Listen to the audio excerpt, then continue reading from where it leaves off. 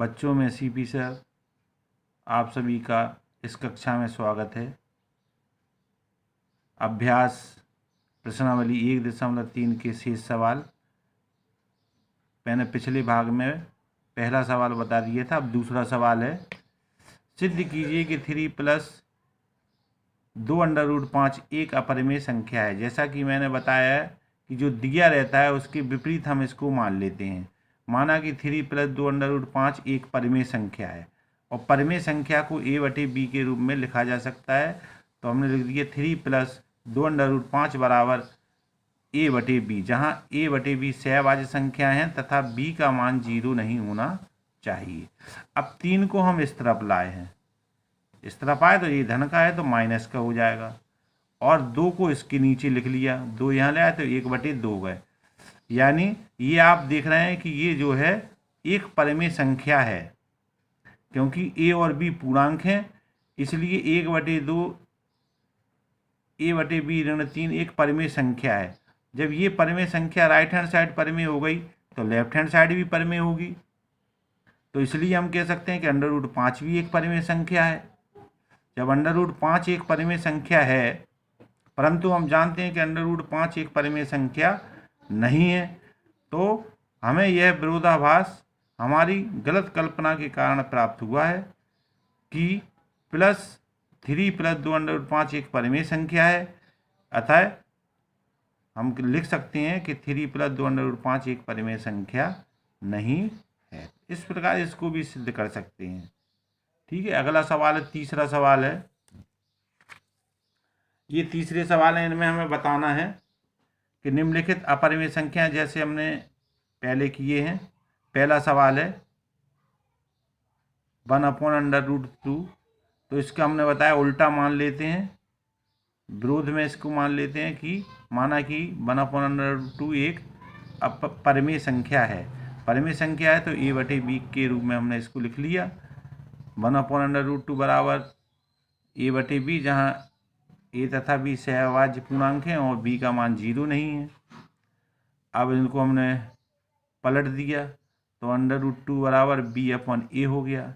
a इसके साथ cross गुणा कर दिया, दोनों पक्षों का वर्ग कर दिया, वर्ग करने पे 2a² बराबर b² प्राप्त हुआ, यानी समीकरण नंबर 1। यानी जो b के गुणनखंड हो गए वो 2 हो गया इसमें। तो हम कह सकते हैं कि 2 b² को विभाजित करता है, और 2 b² को विभाजित करता है तो b को भी विभाजित करेगा, तो 2b को भी विभाजित करता है। ये समीकरण 2 हो गया, ये समीकरण 1 हो गई। अब फिर हम मान लेते हैं b बराबर 2c अन्य पूर्णांक के साथ, जहाँ c एक पूर्णांक है। समीकरण 1 में b बराबर 2c का मान रख दिया हमने, तो ये 2a² बराबर 2c² हो गया, तो 2² बराबर 4c² हो गया। 2 से ये कट गए, 2 दूनी 4, तो 2c² हो गया, यानी 2a² को भी विभाजित करता है तो 2a को भी विभाजित करेगा। तो समीकरण 2 व 3 से हमें पता चलता है, समीकरण 2 व 3 से पता चलता है कि a तथा b के उभयनिष्ठ गुणनखंड 2 हैं। जब 2 हैं तो जो हमारी कल्पना के विपरीत हैं, मतलब इससे वो जो क्या हो जाएगी, परिमेय संख्या हो जाएगी। लेकिन √2 क्या है, एक अपरिमेय संख्या हम जानते हैं, तो इसलिए हम कह सकते हैं कि 1/√2 एक अपरिमेय संख्या है। दूसरा सवाल है इसका 7 √5 एक अपरिमेय संख्या है, तो इसके विपरीत मान लेते हैं। माना कि 7 √5 एक परिमेय संख्या है, इसको a/b के रूप में लिख लिया, जहाँ a तथा b सहभाज्य पूर्णांक हैं, और √5 7 इसके नीचे लिया, a/7 भी, जो a/p/q के रूप में है, क्योंकि a और p क्या है, पूर्णांक हैं, इसलिए ये a/7 भी एक परिमेय संख्या है। इसलिए √5 भी एक परिमेय संख्या होगी, क्योंकि राइट हैंड साइड परिमेय है तो लेफ्ट हैंड साइड ही परिमेय होगी, जो असत्य है, क्योंकि हम जानते हैं कि √5 एक अपरिमेय संख्या है। अतः हमारी कल्पना क्या है, गलत है। अतः 7 धन √5 एक अपरिमेय संख्या है। अगला तीसरा सवाल है 7 धन 6 धन √2 एक अपरिमेय संख्या है, तो इसकी विपरीत हम मान लेते हैं। माना कि 6 प्लस अंडर रूट 2 एक परिमेय संख्या है।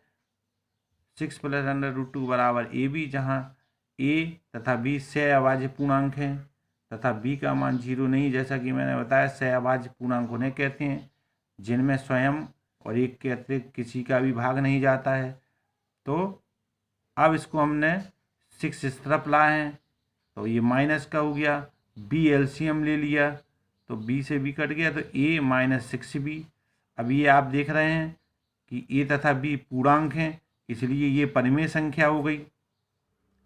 जब परिमेय संख्या हो गई राइट हैंड साइड तो अंडर रूट 2 भी परिमेय संख्या हो गई, जो कि असत्य है क्योंकि हम जानते हैं कि अंडर रूट 2 एक अपरिमेय संख्या है।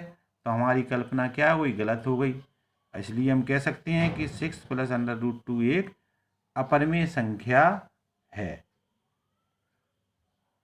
तो आज तक इस क्लास में जो सवाल ये करा दिए गए हैं, अगले भाग में अगले सवाल कराए जाएंगे।